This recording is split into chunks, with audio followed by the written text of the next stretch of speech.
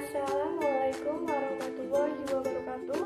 Perkenalkan, saya Fatika Nurul Jana, SK 1180021 dan Prodi S1 Ilmu Keperawatan Sekolah Tinggi Ilmu Kesehatan Kendal. Dan video ini saya buat untuk memenuhi tugas mata kuliah Keperawatan Komunitas 2. Pada kali ini saya akan membahas mengenai Community as Partner menurut Anderson and MMC Farland pada tahun 2000. Model ini sebagai partner atau mitra yang diberikan penekanan yang mendasari pada sebuah perawatan kesehatan yang utama.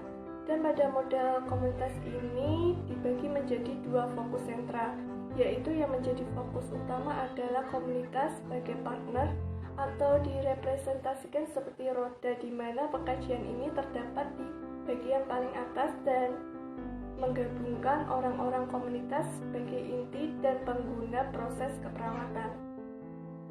Pengkajian komunitas adalah sebuah proses untuk mengenal komunitas, di mana di dalamnya itu terdapat orang-orang dalam komunitas atau sering disebut partner atau mitra yang dapat memberikan kontribusi sepanjang proses itu sendiri.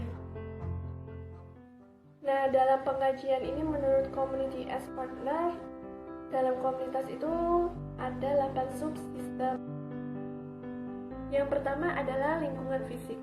Lingkungan fisik yang dimaksud di sini adalah lingkungan yang kotor ataupun lingkungan yang tidak bersih. Ini akan berdampak buruk terhadap penurunan daya tubuh seseorang sehingga akan lebih rentan untuk terkena penyakit.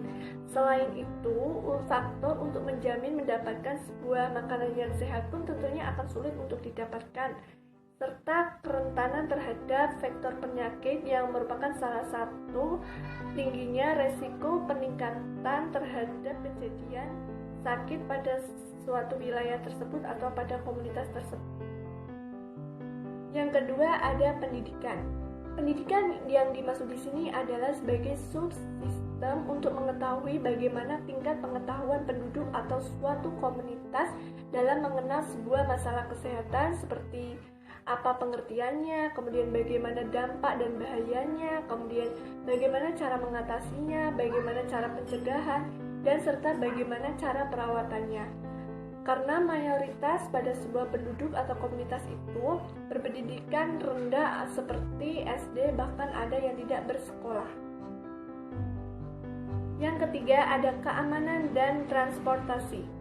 Keamanan di sini meliputi variabel keamanan, yaitu bagaimana tipe dan jenis pelayanan keamanan yang ada pada suatu komunitas tersebut, kemudian bagaimana tingkat keamanan dan kenyamanan bagi penduduk atau komunitas tersebut, dan serta bagaimana tipe dan jenis gangguan keamanan yang ada pada suatu komunitas tersebut.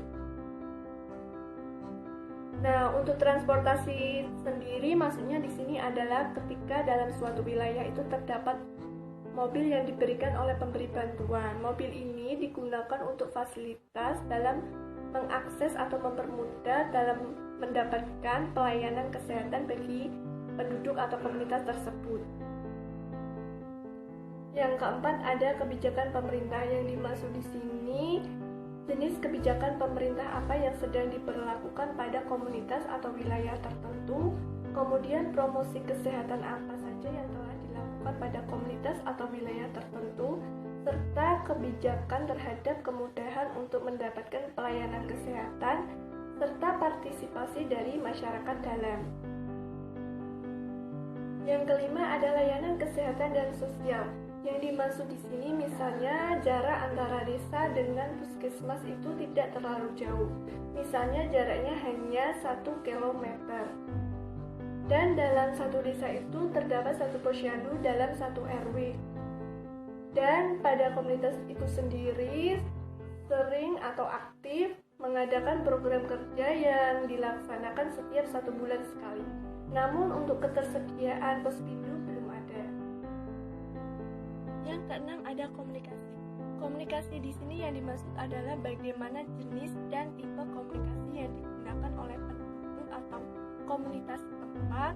Secara khususnya bagaimana komunikasi formal dan informal yang digunakan oleh masing-masing setiap keluarga.